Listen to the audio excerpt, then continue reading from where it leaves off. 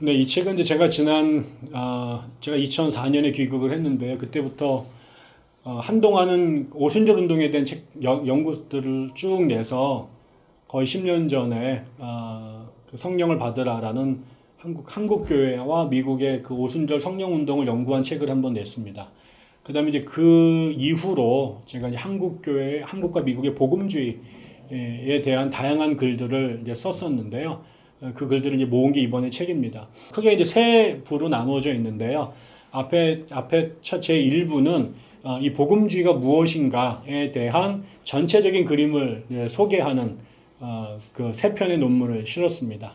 하나는 이제 그 복음주의 그 난해한 뭐 이름, 그 역사적인 그 성과 명과 암을 쭉 이제 이 복음주의의 역사와 개념을 설명하려고 했고, 그다음에 제가 이제 복음주의의 연구에서 최근에 가장 중요한 이슈가 되고 있는 복음주의와 사회 참여의 역사가 이제 미국과 복음주의권에 어떻게 왔는지를 이제 두 번에 얘기를 했고, 세 번째는 지금 복음주의의 현상으로 전 세계에서 가장 중요한 이슈가 되고 있는 오순절 성령운동의 역사를 이제 그 1부에서 이제 묶어서 전체 그림을 이제 그렸고요.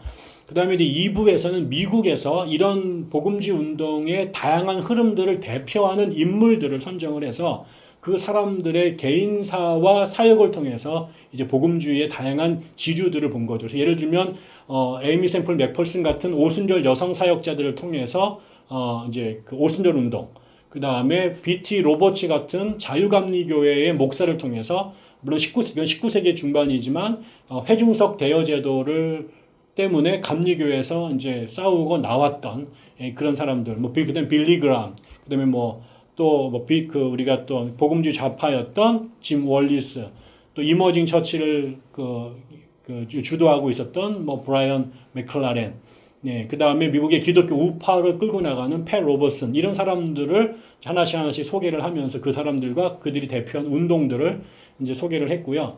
마지막 3편에서는 이제 한국의 이야기를 했습니다. 한국교는 기독교가 기본적으로 복음주의고, 그 복음주의 안에서도 근본주의 성향이 강하다라는 게 저의 생각인데, 그래서 이제 한국 기독교의 그 근본주의의 역사가 어떻게 됐는가, 그 다음에 근본주의에 반대한 복음주의, 진보적 복음주의자들의 역사는 또 어떻게 되는가, 그리고 이제 그들 안에서 우리가 함께 연구했던 한국 기독교 복음주의자들의 사회 참여의 역사가 정교 분리라고 하는 그 키워드를 중심으로 해서 한국의 교회가 어떻게 정치와 분리되거나 참여해 왔는지의 그 복음주의의 정치 참여 역사를 정리를 했고요.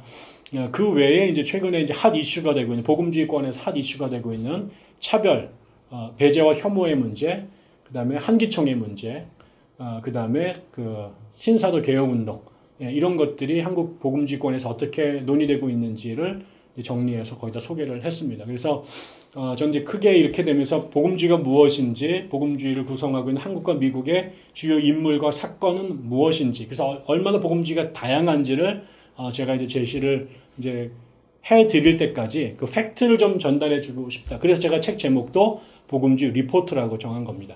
그리고 이제 읽다 보면 결국 이 문제들에 대한 저는 역사적인 나름의 가치, 그리고 또 시간이 지나가면서 노출됐던 한계와 문제점들, 그다음 우리가 이거를 해결해야 할 과제는 무엇일까를 제 나름대로 매 장에 걸쳐서 결론적으로 제시를 이제 했습니다. 그래서 저는 한국교회가 기본적으로 복음주의다라는 걸 인정할 수밖에 없다. 이 복음주의가 해온 공적도 있다. 그러나 또 실패한 부분도 있다. 극복해야 될 내용이 있다. 그럼 어떻게 할 것인가? 이 문제를 이제 함께 이 책을 통해서 고민해 보고 싶었던 것입니다.